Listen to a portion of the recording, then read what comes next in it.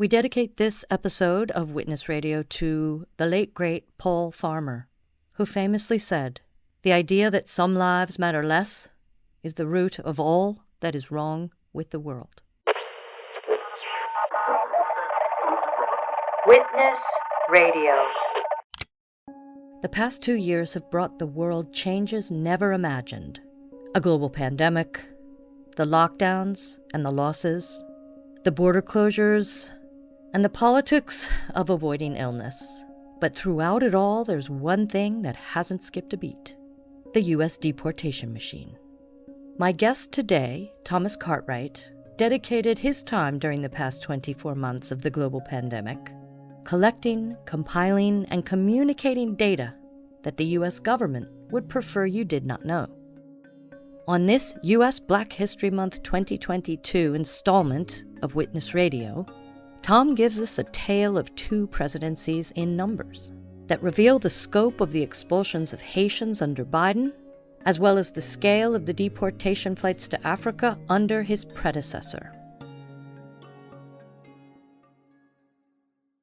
All right, I'm here with my colleague at Witness at the Border, my colleague Thomas Cartwright, who has been tracking ICE air flights diligently for 2 years. I personally don't know how he does it because the news doesn't get better and it must be hard to face every day. We'll talk about that, Tom, but let's start with just some basics for the listener who might not really know about ICE Air. What is it? Does it operate like a commercial airline? What are the differences in the planes that ICE Air operates? Are there hub and spoke models like there are within the commercial industry? Can you just give us the basics? What is ICE Air? Sure, Sarah. Thank you. ICE Air is a division of Department of Homeland Security, and it's under ICE. And the way it operates is they have contracted with a single air broker, Classic Air Charter. And Classic Air Charter then subcontracts to various charter airlines, the dominant ones being Swift Airlines, also known as iAero, and World Airlines, also known as Caribbean Sun. And these airline charters then operate the ICE Air flights that go both domestically as well as almost all of the international ones that are removal flights. And on any given day, there are generally 10 to 12 different planes in the air flying routes. And when it gets very busy, sometimes there's as many as 15 to 16 planes in the air at any given time. I track over 120 planes. From there, I winnow it down to which ones are ICE flights, because these airlines obviously fly for other purposes. And they fly, as I mentioned, domestically, because there's 200 different detention centers around the United States. There's probably 20 to 25 that they fly routinely throughout the week. And then, of course, there's the international destinations, Central America, South America, the Caribbean primarily. Tell us about when this particular system began. We've had a deportation machine in the United States going back before there were planes in the air, but that was mostly deporting Mexicans by boat. When did this system explode to warrant needing 6 different charter airlines in the air on any one day? Actually, the United States started flights in the mid-50s. And it was with the charter airline Flying Tigers. Planes started deporting people back to various countries, including Mexico. And it really accelerated, kind of exploded under Clinton, Obama, and now very consistently. Just as an example, over the last 2 years, we've documented and tracked over 11,000 ICE Air flight legs, specifically ICE Air, of which over 2,000 were removal flights to other countries. And of those numbers, about half have been under the Biden administration. What compelled you to start tracking, and when did you start tracking ICE Air flights? Yes, well, we were as witness at the border in Brownsville in January of 2020, and we were there to witness the atrocities of MPP, Migrant Protection Protocols #1, Remain in Mexico. And so we would witness at the park and in Matamoros. And then one day, Carla Barber said she heard there were ICE air flights leaving, deporting people out of the Brownsville airport. So we thought, well, maybe we should go out there and see what that's all about. So a group of us then started going out to the airport very early in the morning, and we started to learn how to find and identify these flights, even if it was just one airport. And so we would go out and in the mornings very early and witness flights. And the one thing that is true is once you see them, it's not about the flight, it's about the people. And the people really tug at your heart. So while we were doing that, it was like, there's nobody that understands this. There is no transparency. And secondarily, we were watching all of these flights and learning the magnitude of this operation with over 50,000 people in detention centers, 200 different detention centers across the United States. And then as things developed with the pandemic, we were all forced back into our homes. And so we realized that there was something we could do to witness virtually, something that we could do to bring some transparency to this issue. And again, witness virtually. We were going to do two studies, really trying to look at, did ICE air and ICE change anything because of COVID? So in other words, did they lower the number of flights they were operating, either deportation or those flights within the United States? So the first kind of research product we wanted to do was, in the 3 months before COVID, did it look like the 3 months after COVID? And basically nothing changed. So we were seeing people being basically ferried between detention centers in the midst of a COVID pandemic, spreading the disease throughout the detention population. And so that was the first thing we really hit on. And then once we had started the process, we said, well, why don't we just continue this? Because there is no reporting on this. And this is something, again, we could witness virtually and bring some transparency to everyone who was interested. Right. But one thing did change, and that is that because of the pandemic, US commercial airspace sort of came to a screeching halt. So it actually became easier for you to track ICE air flights because they were sometimes the only planes in the air. Is that right? Yeah, it was easier because they weren't flying as many flights. These airlines, Swift and World Atlantic, who were primarily the ones flying then, were not flying, flights for casinos or flights for schools, for athletic teams and so forth. So those all came to a stop. So it was a little easier then to establish the patterns of location, Right. as well as the planes that fly. All right. So, at the risk of asking you to give away your secrets, how do you collect the data?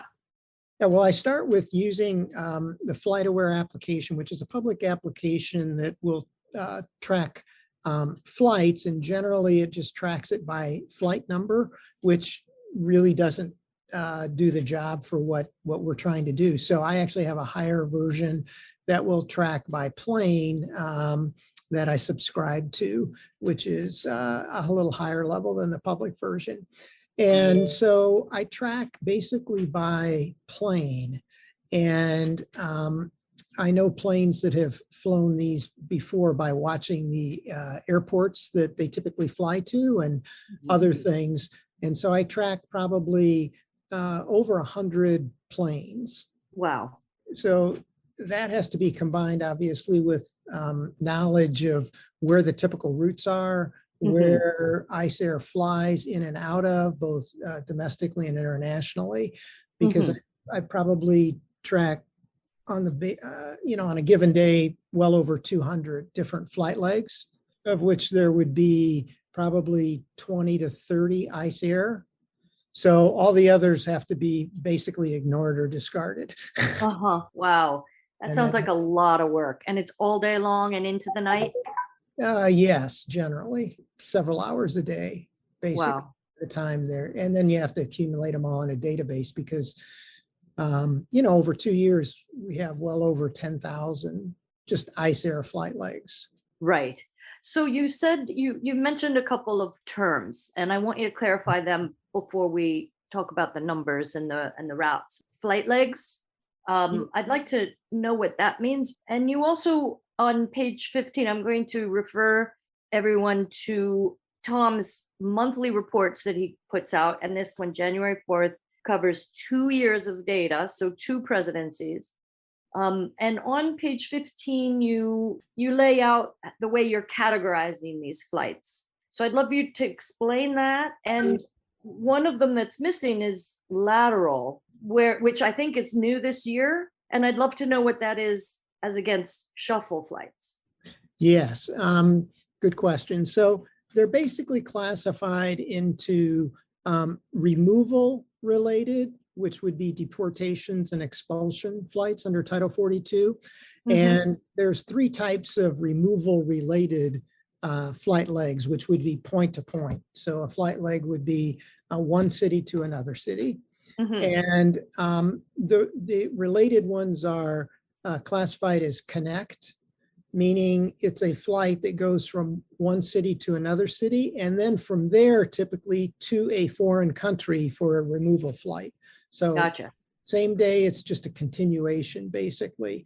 And there's the actual removal flight, which would be, for example, from Harlingen, Texas to Guatemala City. And then there would be the return flight, which would be Guatemala City back to a US city. So those are the removal related flights. And then there are flights that classify as shuffle flights. And these are flights that basically are just flights city to city in the United States, not directly connected that day to a removal flight. So these would be a flight, for example, from Miami, Florida to Columbus, Georgia.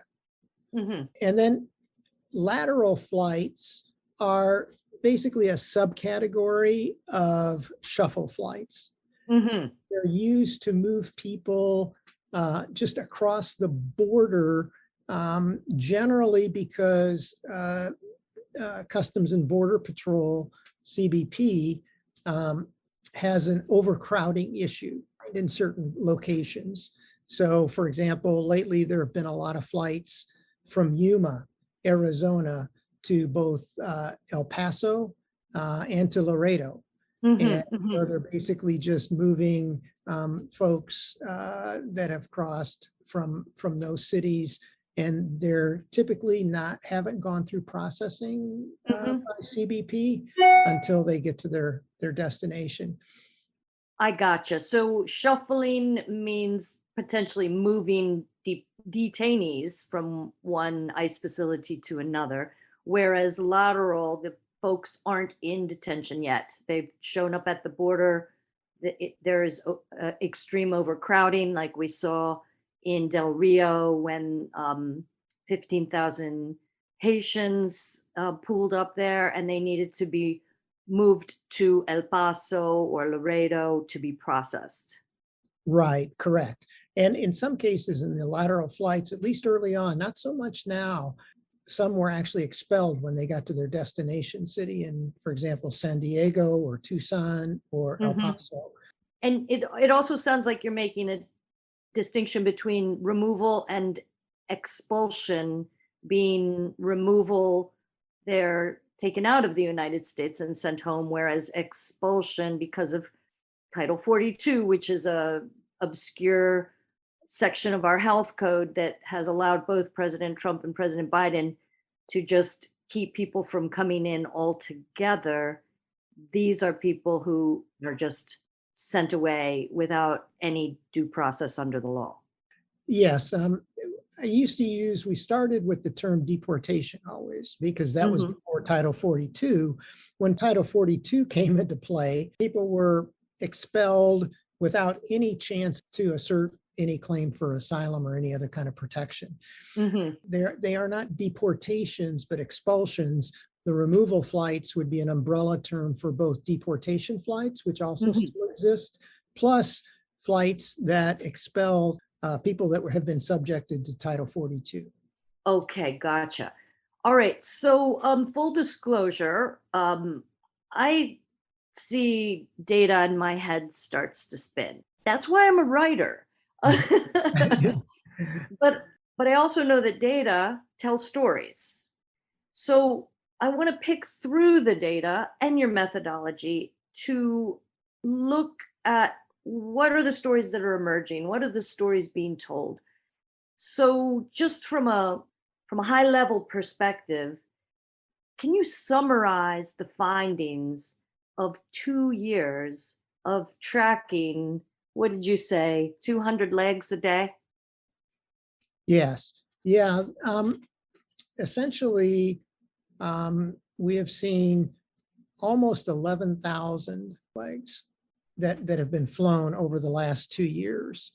And I think, like many people, the anticipation was the flights that we saw last year, the 4,800 flights last year, would be fewer flights this year, given the new administration. The unfortunate thing is that's not the case. Of those 11,000 flights, almost 5,900 have been since inauguration. Oh, wow. And those are total flights. But even if we look at removal flights, over the last 2 years, we've seen a little over 2,000 removal flights, and about 1,000 of those have happened since inauguration. So the two presidents are running a bit neck and neck, but actually Biden has been more active.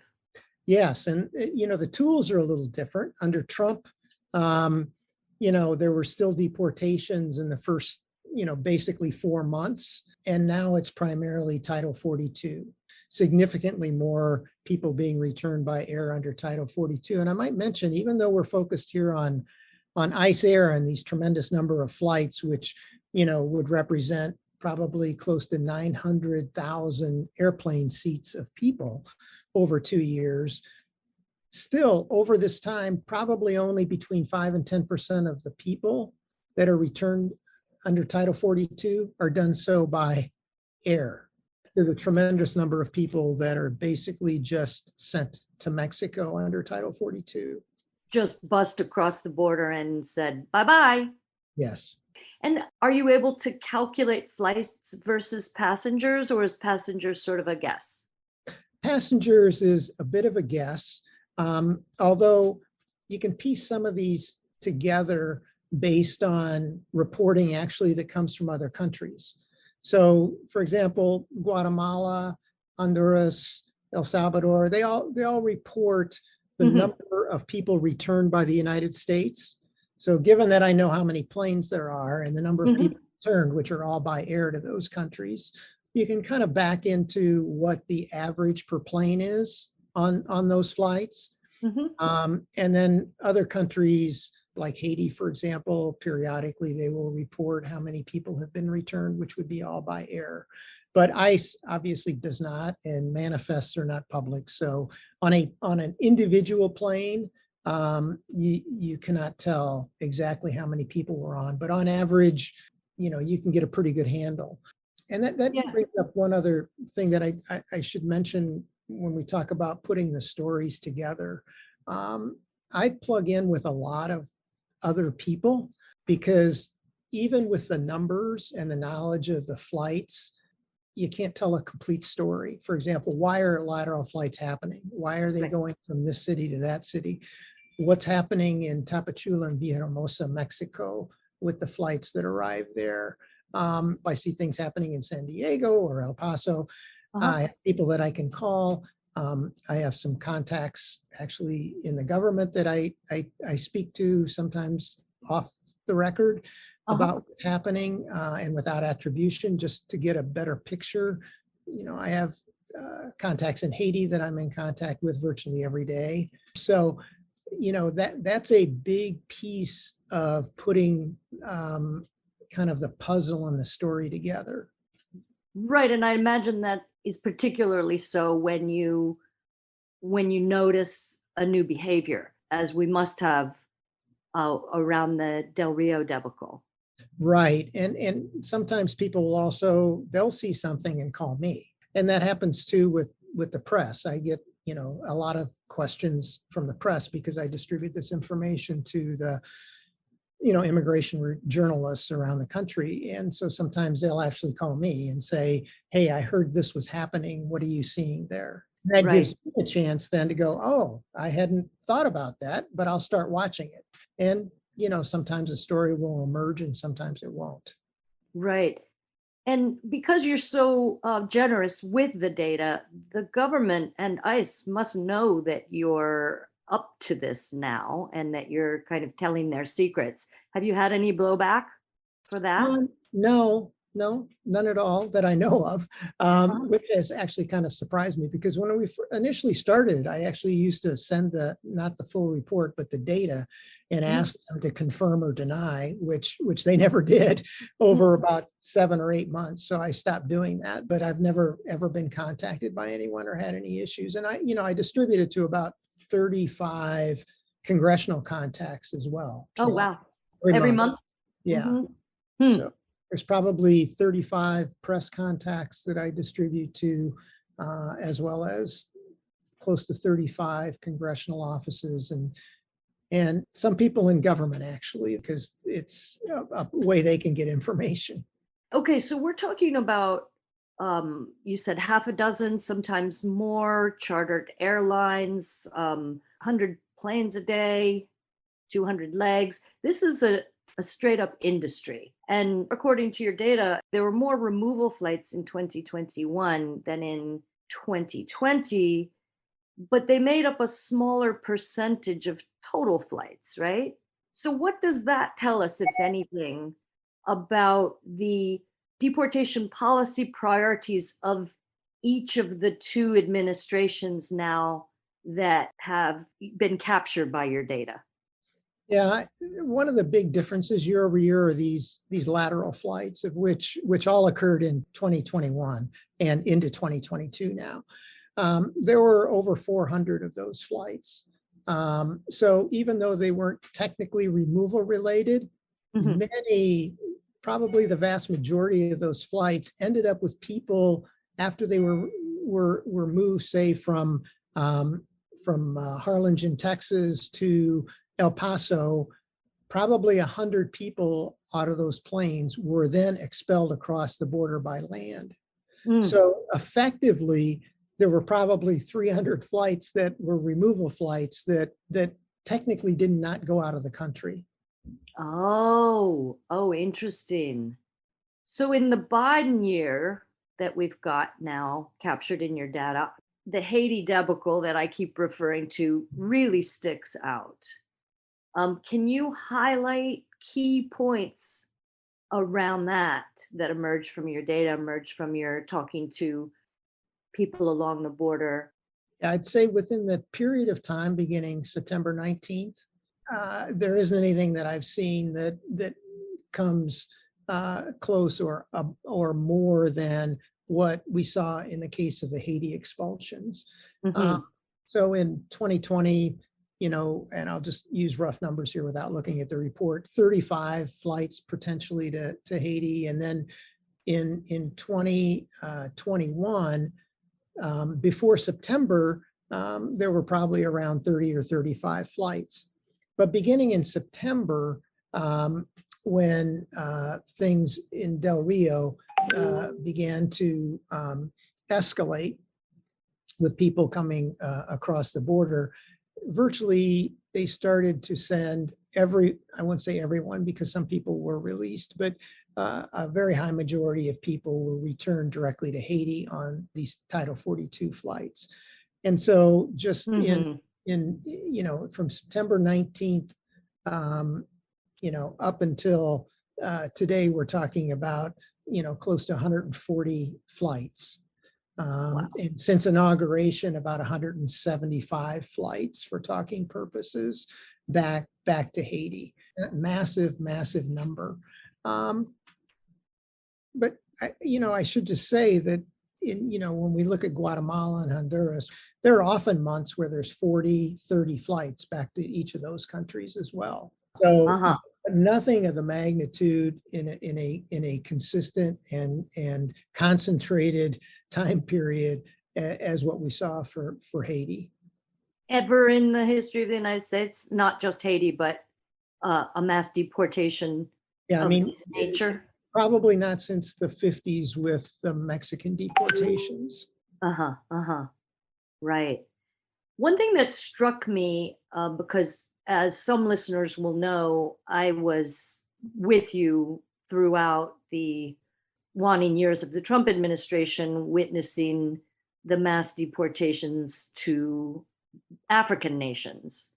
And by virtue of that, uncovered the technique of using a human restraint device called the RAP to coerce, threaten, punish, and even torture asylum seekers being sent back to harm. Your data, I think, goes back as early as August, and then there was one or two flights on big planes a month, right up until Mayorkas' swearing in on February 3rd, when the last big plane charter to Africa was stopped. So I was struck looking through your 2-year report at the virtual absence of flights to Africa during Biden's first year. Do you have any thoughts about that, considering there were so many in 2020?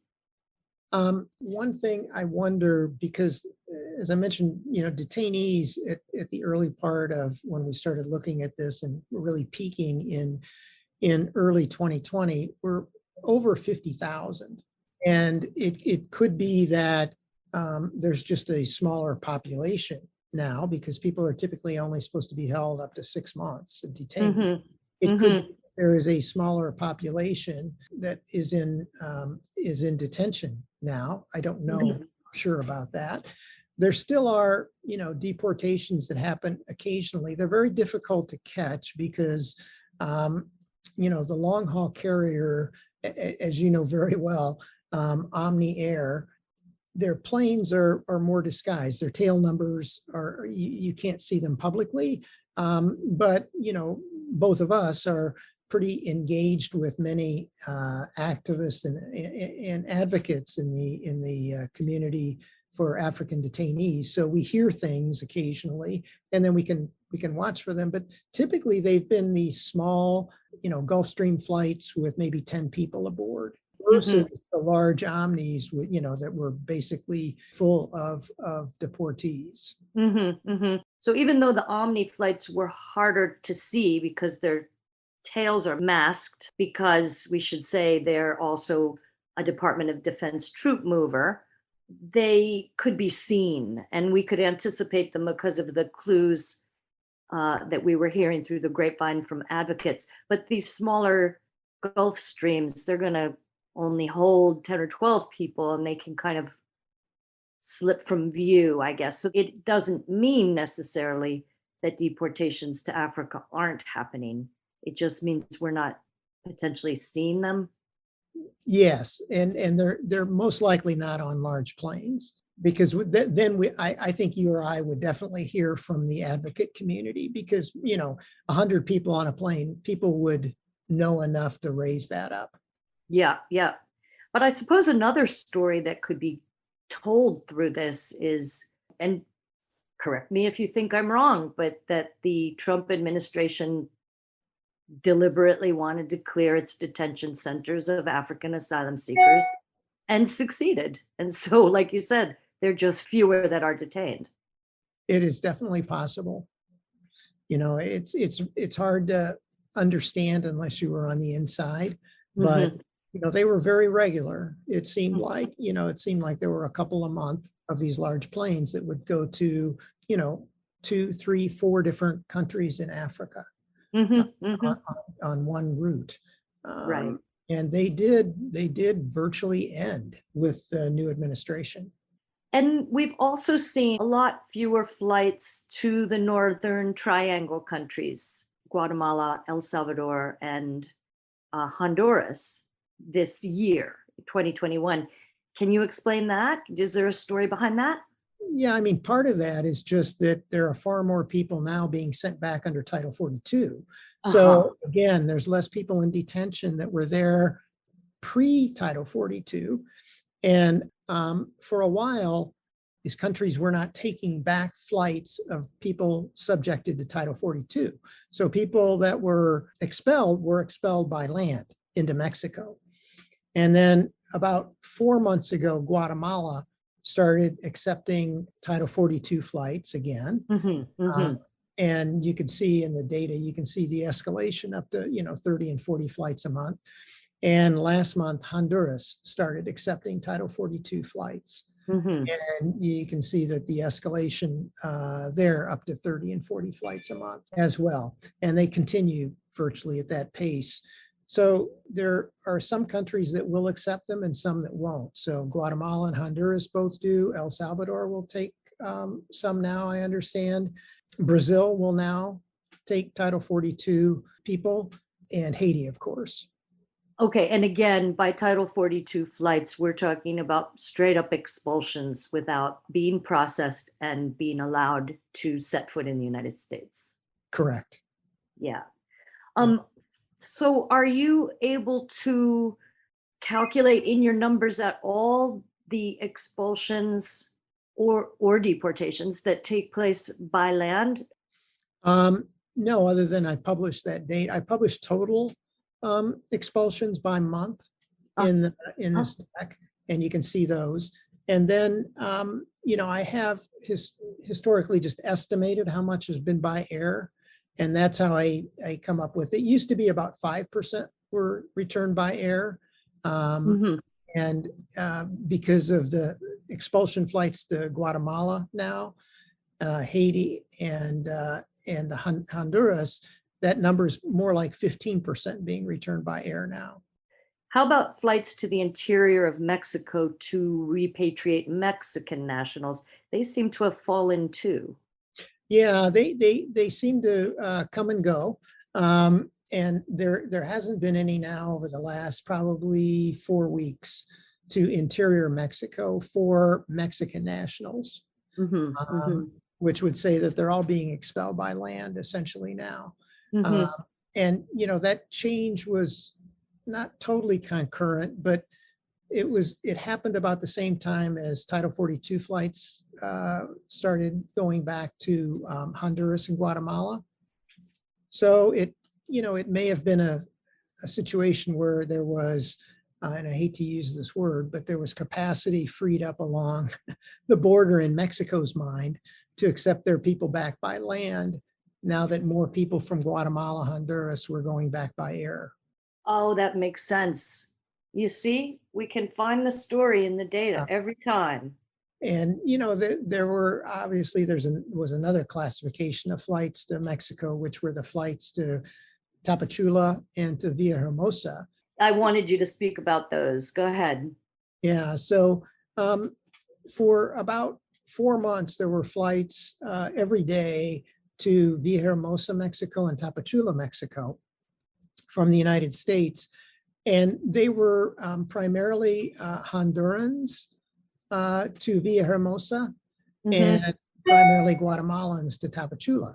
And once they arrived in those two cities, then they were then expelled by land from Mexico into reception centers in Guatemala. There are 3 cities that have reception centers in Guatemala that receive these people. And then the Hondurans, in many cases, were taken by bus down to the Honduran border to be expelled again. So we had this kind of a chain expulsion going on, where the United States would expel people to Mexico, and then Mexico would expel them to Guatemala. Right. Otherwise known as chain refoulement. Yes. Right. Refoulement meaning returning people potentially to harm. And at some point, frog marching Guatemalans across the border in the Petén jungle and just leaving them there 160 miles away from the nearest town. Yeah, that happened for about a month before they then began. And I was never clear on whether it was Mexico INM, which I had heard would take them to El Ceibo, which is the Guatemala reception center that they stood up. But over that time period of those flights, there were a little over 140 flights to Tapachula and Villahermosa. And those planes, based on reports that from Mexican press and others, were generally full, meaning that there were well over 100 people on those flights. So that means Wow. it's like 14,000 people. And including babies. Yes. So the big story here, I think, is that the greatest number of total flights in the last 24 months were in the last 4 months of 2021. Yes. September, October, November, December, you're showing numbers higher than at any time, even during the Trump administration. Which is a real disappointment, isn't it? Yes. I mean, that is concurrent with the ramp up in countries accepting back Title 42 flights. Uh-huh. Haiti, Guatemala, and Honduras. And this from a president who promised to bring us a more humane border. Right. And we should remember, as we've said a couple of times, these people had zero chance, zero, to ask for any form of asylum or protection, which is their legal right, all because of Title 42, this bogus made up health order by the CDC. That was put in place by Trump, and we had every expectation when we helped elect President Biden that he would lift it because it was bogus, and the CDC brattled against it from the beginning and still is, and yet it's still in place. Biden is acting more like his president, Obama, who was the deporter in chief. Correct. Yeah. All right. So in the last few minutes that I have with you, what are your thoughts and plans and strategies in the year ahead? Same old, or do you have some new tricks that you want to bring up your sleeve? Yeah, I think it'll be a continuation. To be honest, I was thinking I'd be out of this business to some extent at some point. And this past year clearly wasn't the time to do that. At some point I'll need to look for someone else to do this.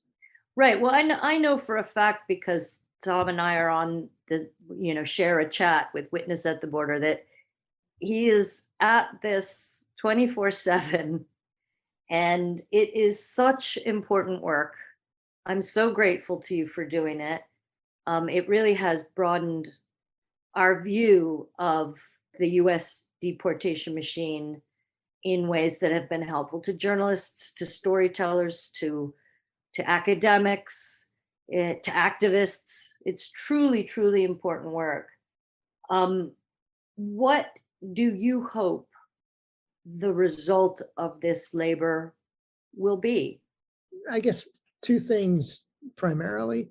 One is just the transparency, that putting the information out there for hopefully others to pick up and amplify the level of transparency around what's happening, and particularly what's happening under Biden, because I don't think I was the only one that anticipated a very, very different result than what we're seeing. So I do think, even though it was important under Trump, I think this year has been even more important to be able to bring transparency to the fact that in many respects, it's business as usual. Mm-hmm.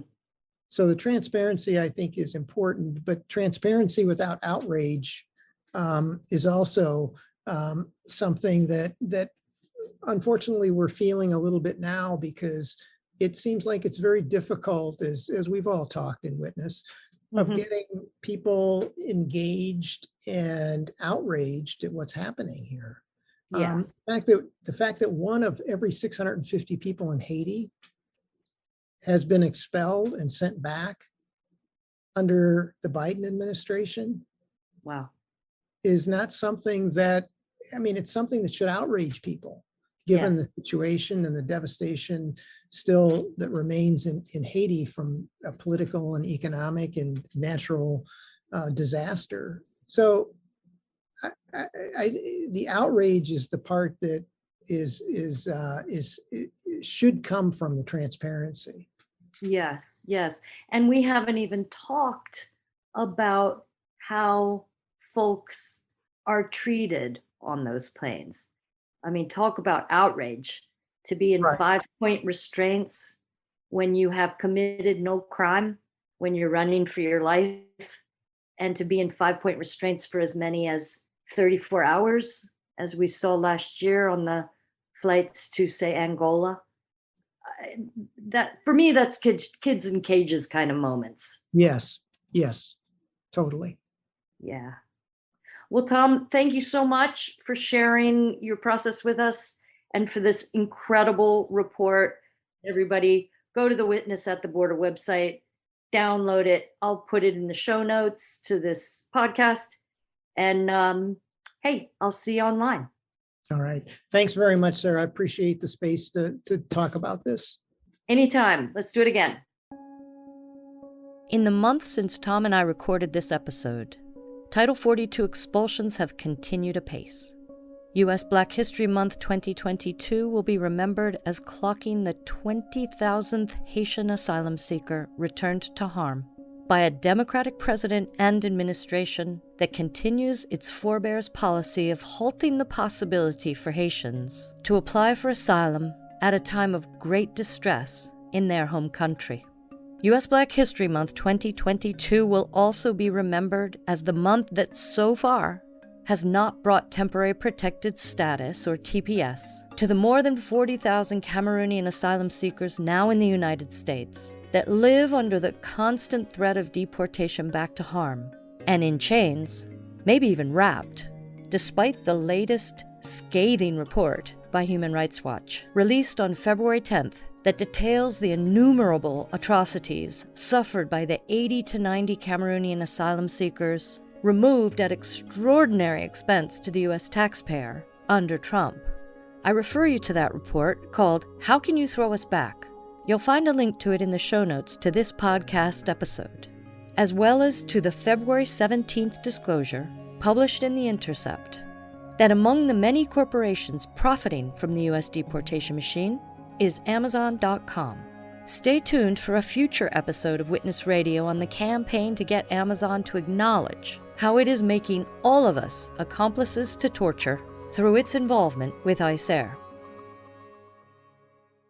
For now, I leave you with this headline from a February 18th post by the Quixote Center. President Biden has deported nearly as many Haitians in his first year alone as his previous 3 presidential predecessors combined.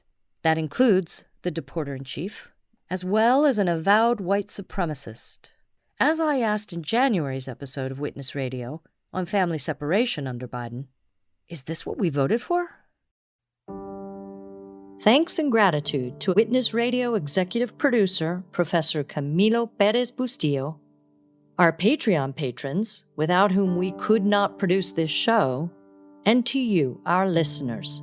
I'm Sarah Towell, host and director of Witness Radio, where we aim to discuss all the issues plaguing the U.S. immigration system today. This is why we witness. Subscribe, rate, and review Witness Radio on Apple, Spotify, or wherever you find your podcasts. And please consider becoming a patron of Witness Radio if you haven't already. Just go to patreon.com/witnessradio and sign up. We'll see you here, there, and everywhere.